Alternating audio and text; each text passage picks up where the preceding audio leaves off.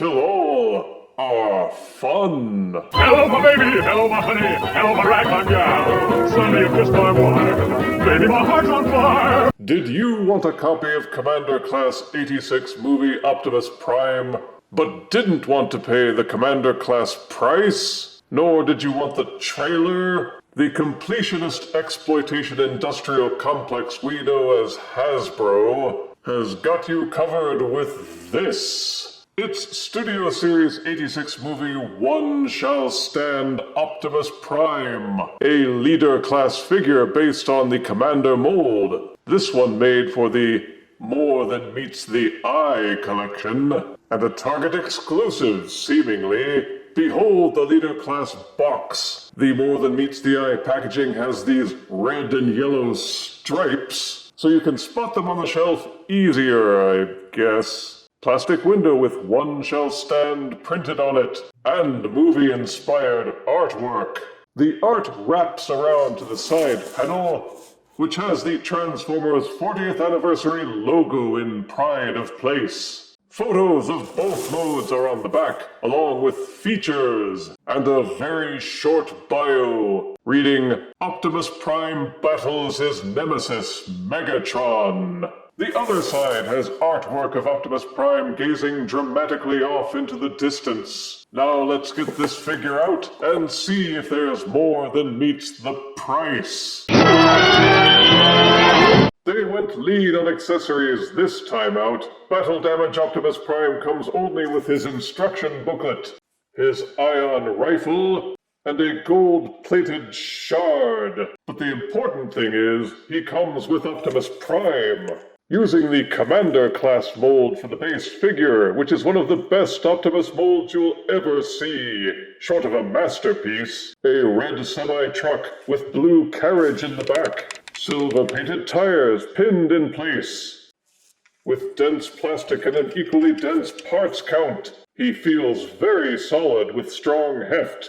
If transformed correctly, everything tabs in and holds firmly. As for the colors, well, it's Optimus Prime, and if you don't know his color scheme by now, there's nothing we can do about it. Red, silver, and blue, with a splash of yellow here and there. However, there are some differences between Battle Damage Optimus Prime and 86 Commander Optimus Prime. The camera may not convey it well, but both the red and the blue plastic seem a shade or two darker, sinking to a more cherry red and a royal blue. The front windshield/chestal area has lost the pearly sheen of the Commander version, opting for a more Sunbow cartoon powder blue. Not only that, Commander Optimus Prime's weapon was a dark gunmetal gray. Battle Damage Optimus Prime's rifle is a more traditional charcoal black with silver-ridged vents. He rolls on flat surfaces, though he carries the same issue that all 6 tires don't always touch ground. It's essentially a brick with wheels, though a well-engineered brick. The colors are even and uniform,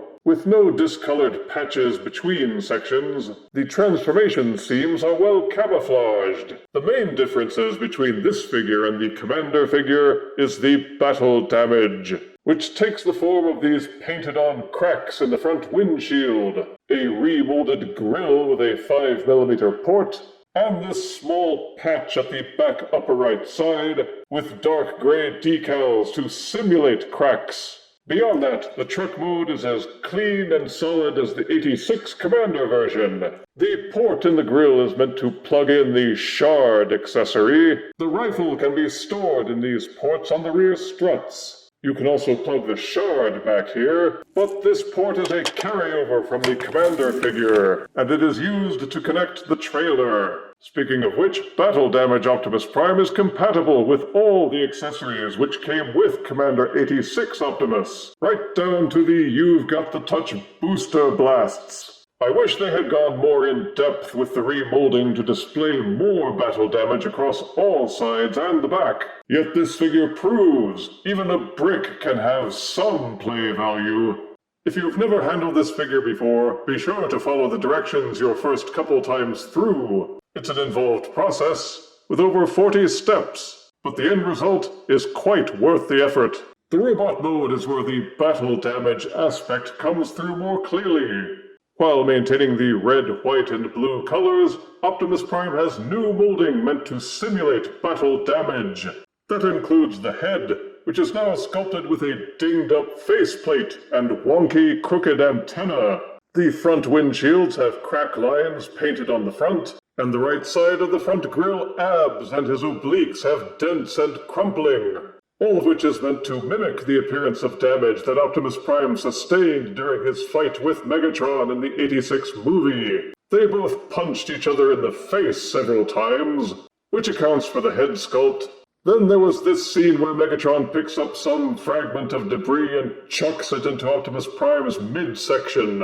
Then when Megatron used a randomly picked up laser pistol to pound the snot out of him in that same general location. Ouch! I always thought it curious that Megatron did more damage to Prime with a dinky, randomly discarded pistol than he ever did with his big, honking fusion cannon. As an aside, something must have been written out, because in the initial confrontation, Megatron had his fusion cannon pointed right at him. But then there's a moment of clipped dialogue when he suddenly says, "No! I'll crush you with my bare hands!" Then during the fight they go right back to shooting at each other anyway. Go figure. Speaking of figures, this one represents the end results of that fight, and yet they didn't go all in. Come on, Hasbro.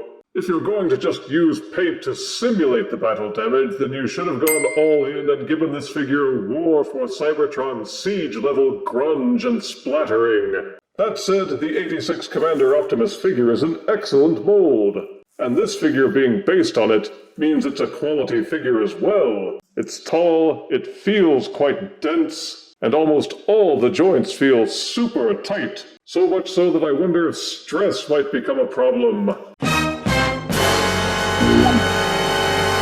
Even damaged, he looks big and impressive with excellent shelf presence. And in case you're wondering, yes, they fixed the issue with his tail light heels and put them on in the right order. Thankfully. For play features, you can plug his weapon to either hand. The chest opens up to reveal yet another Matrix of Leadership accessory, just in case you don't have enough of those already. You can pose the figure so he's holding the Matrix movie style, or just keep it stashed in his chest. The only other open port is the 5mm hole in his abs/grill work, which is meant to house the shard accessory. The problem is that only a very small rim will fit into the port, and the port itself is irregularly shaped, so it doesn't hold in very well. Mine is constantly falling out with the lightest nudge. I may have to employ the floor polish solution to tighten the hold. But you can also plug in a fire blast to reenact the movie scenes. Beyond that, you can use any and all of the accessories which came with the Commander Optimus Prime set, including the wet noodle fire blasts, the energon axe, roller, the trailer, though not necessarily in that order.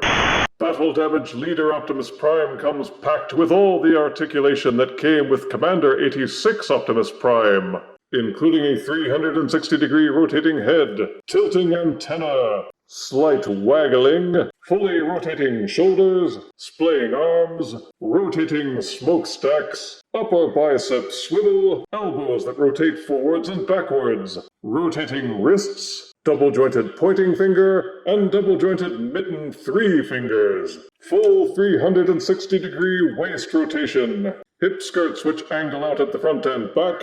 The legs kick forward, kick backward, splay fully out, upper thigh rotation, bendable knees. Click out detach ankle pivot. The front toes will angle down, and so will the heel spurs. It's very dynamic, and he can even pull off crouches, kneeling poses, and so on. Weighing 7.9 ounces, and standing 7.25 inches tall, here is Leader Class Battle Damage Optimus Prime, next to '86 movie's Commander Optimus Prime, Leader Siege Shockwave, Legacy Deluxe Generation 1 Optimus Prime, and that crappy Daniel exoskeleton figurine that came with Leader '86 Grimlock. Picking up this figure will be largely determined by how much of an Optimus Prime aficionado you might be. If you really like your Optimus figures, then you will be drawn to this one, no doubt of that. But if you're not fussed about having every Optimus Prime figure that you see, and particularly if your budget and shelf space are limited, then this offering is something you should be able to do without, even if it is with a regretful sigh. Positives are that this is the Commander 86 Optimus figure, which was awesome. The articulation is excellent, the colors are vibrant, he's heavy and solid with a high parts count, he has ports and accessories to customize him, and full compatibility with the Commander class accessories. Negatives are that it is just a copy of the Commander Optimus Prime base figure, so if you have one, then getting this one will be redundant, unless you want both so you can keep one in alt mode and one in robot mode. It doesn't come with many accessories, and the shard doesn't peg in very securely.